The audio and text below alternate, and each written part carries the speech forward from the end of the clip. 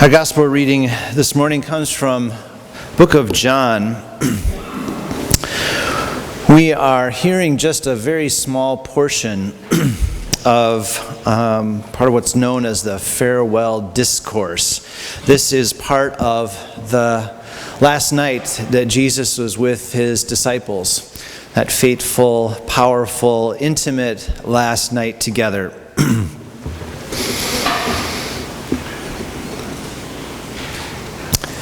Jesus says to them, "I have said these things to you while I'm still with you.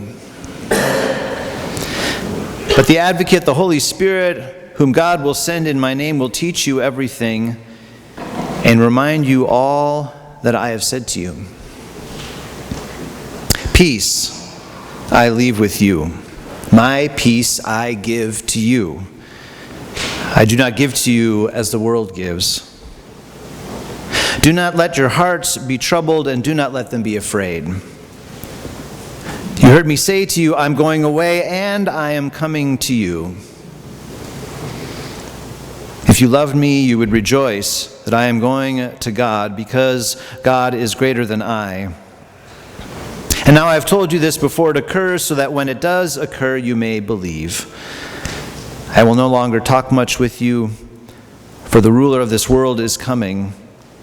He has no power over me, but I do as God commands me, so that the world might know that I love God. Rise, let us be on our way." May these words be to us our light and our life. Thanks be to God.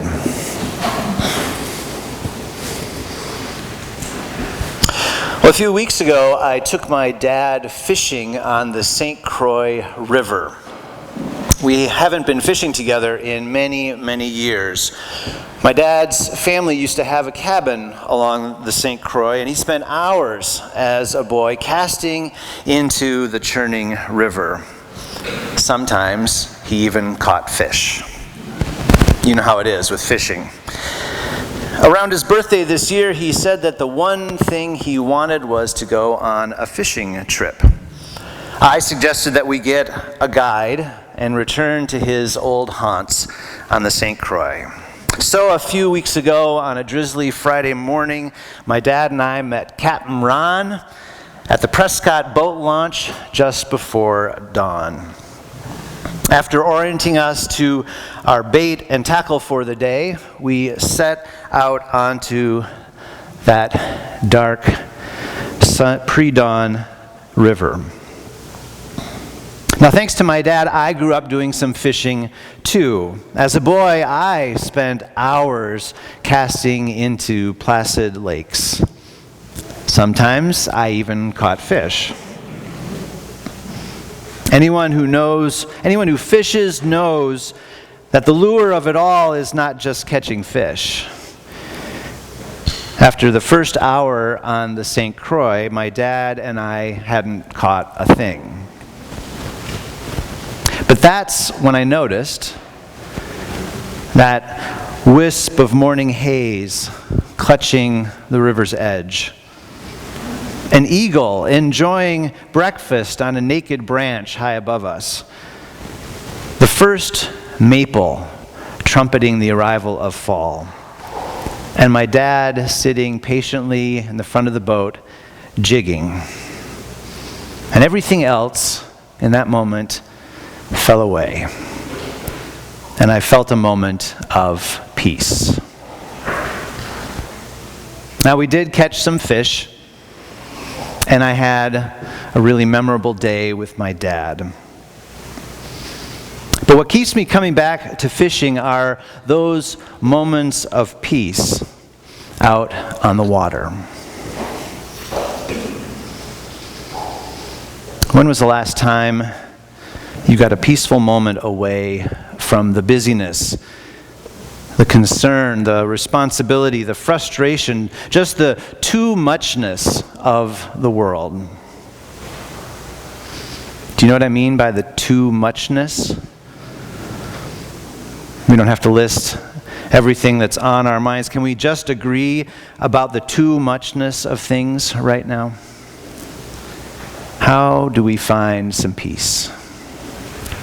Going up to the lake, taking a walk in the woods, retreating into a good story. These days we desperately need places to go where we can be quiet the noise, and reconnect. But I must admit that I'm having a harder and harder time holding on to that sense of peace when I return to the too muchness. I know my reactivity and overwhelm aren't helpful either. But with increasing violence in our streets, basic respect and human dignity under attack, it seems daily, and worry for our collective future, I know the answer isn't just withdrawing from the trouble we're in. So today on this Peace Sunday, as we reflect on God's promise of peace within and between us, I am curious. Actually, I'm in desperate need to find inner peace in the midst of the too muchness of our lives. Inner peace in the midst of the too muchness that actually helps us stay deeply engaged and doesn't simply retreat into privilege, denial, or avoidance. Verse 10 of Psalm 46 that we read together earlier gives us one way. Be still and know that I am God. This is one of my favorite verses in the whole Bible. Stillness isn't the same as resting. It is a kind of expectant opening. It can simply be a breath, a pause in between words, a wondering. It is space that allows God to be God in the midst of whatever we are doing. Stillness can be found anywhere, anytime. Priest and author Henry Nouwen gives us another way to think about peace. In his book, Clowning in Rome, he wrote, quote, "In our utilitarian culture, where we suffer from a collective compulsion to do something practical, helpful, or useful, and where we feel compelled to make a contribution that can give us a sense of worth, contemplative prayer is a form of radical criticism. It is not useful or practical. It is simply to waste time for and with God. It cuts a hole in our busyness and reminds us that and others that it is God and not we who creates and sustains the world." End quote. Maybe that should be our new church slogan. Come to McAllister Plymouth Church and waste time with God.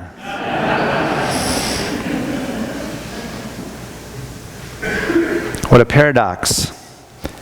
That what is considered our deepest engagement might also sometimes feel like wasting time. And yet, perhaps what a gift. How might peace flourish within us if time itself felt more expansive? What would it be like to live into this paradox? Well, time didn't feel so expansive for the disciples on their last night with Jesus. As they gathered in Jerusalem for Passover, it's clear everyone was feeling the too muchness of the world, including Jesus. Those gathered saw how his selfless love had provoked both Jewish and Roman authorities. Everyone knew about the threats surrounding him. They felt them too. Coming to Jerusalem had just brought everything to a head. Did Jesus really know it would be their last night together? Never overwhelmed by the too muchness of the world, Jesus speaks into their fear and uncertainty, promising peace. This is ridiculous, really. Who promises peace when you've got an angry empire breathing down your neck? Who promises peace when betrayal can be bought for the right price? Who promises peace when even your friends will deny knowing you? And when you consider that this gospel is written dozens of years after Jesus' death and the destruction of the Jewish community in Jerusalem by the Romans was well known, who promises peace? Was it ridiculous or just a paradox? In the midst of the too muchness, Jesus promises peace. In verse 27, he says, "Peace I leave with you. My peace I give to you. I do not give to you as the world gives." What is different then about the peace that Jesus promises? How would we recognize it if we saw it?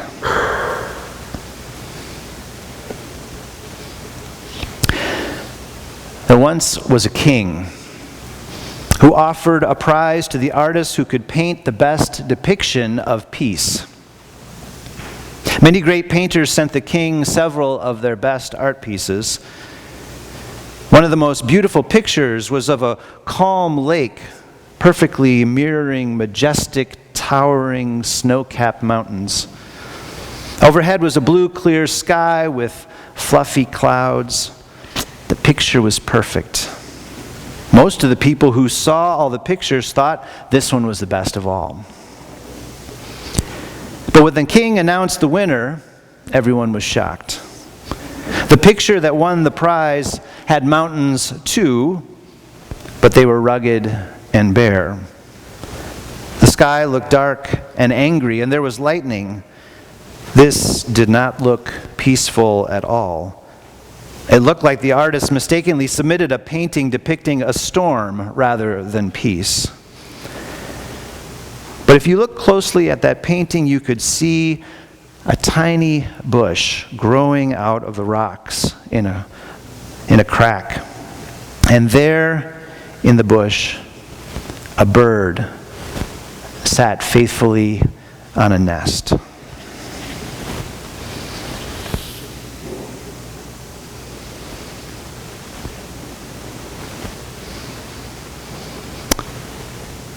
The peace Jesus promised did not bring with it an immediate end to all the struggle, an end to the storm. Instead, in some ways, the peace that he promised was like Jesus himself.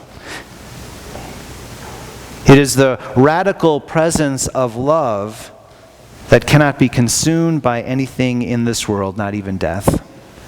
It is, as Now and Again puts it, seeing with open eyes the hard reality of human existence and at the same time not being imprisoned by it. It is suffering with those who suffer, yet not holding on to suffering. It is pointing beyond suffering to an everlasting peace.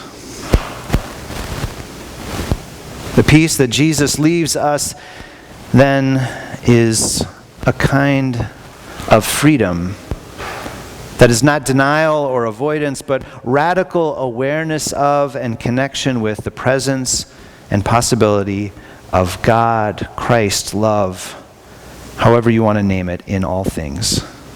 Jesus showed us the path to this awareness, how to practice it, how to live it, and how doing so can change the world around us. This is the peace he lived and promised us. How do we have this paradoxical peace in the midst of the too muchness? Be still and know that I am God. Let's end this with a few more minutes of stillness, opening ourselves to this peace that Jesus promised. If you'd like, you could even use this mantra: grant me freedom, Jesus. Grant me peace. Grant me freedom, Jesus.